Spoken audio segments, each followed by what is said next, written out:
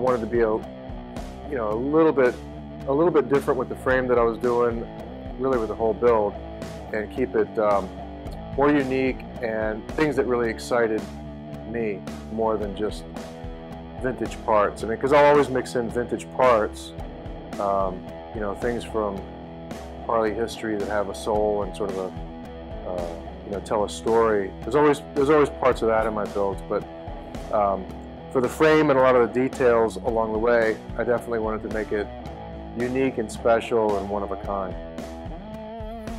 One of the main things that I wanted to try to do with this build was use parts that I already had around the shop.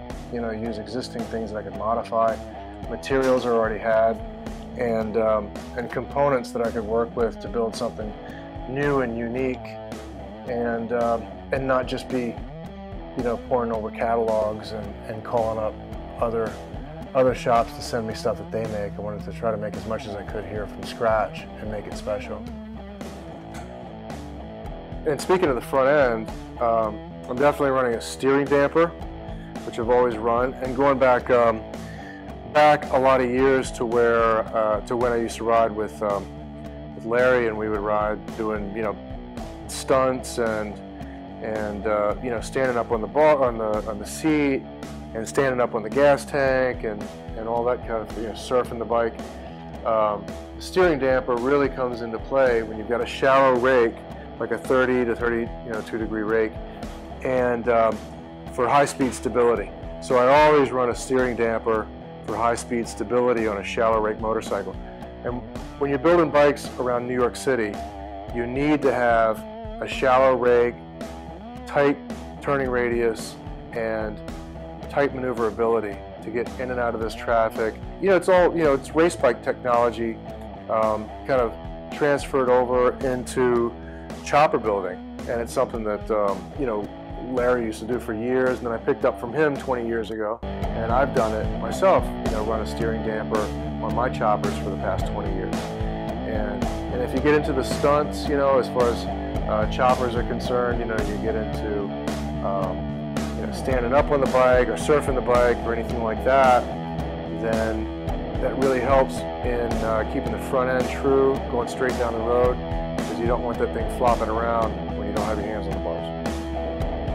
Save me first. Second and third.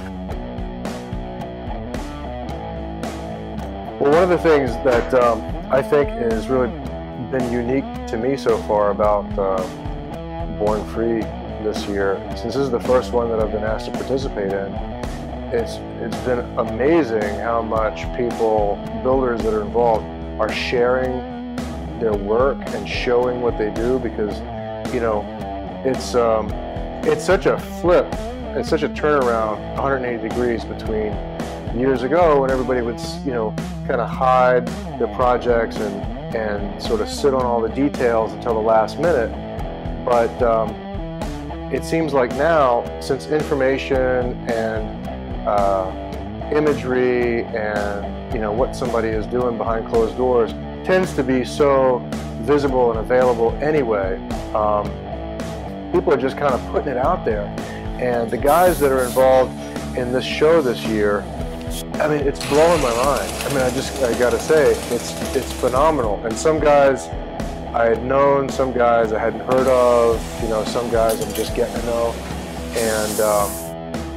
And it's really kind of taken me out of my shell a little bit, because I tend to stay kind of closed off and shut the doors and kind of do my own thing.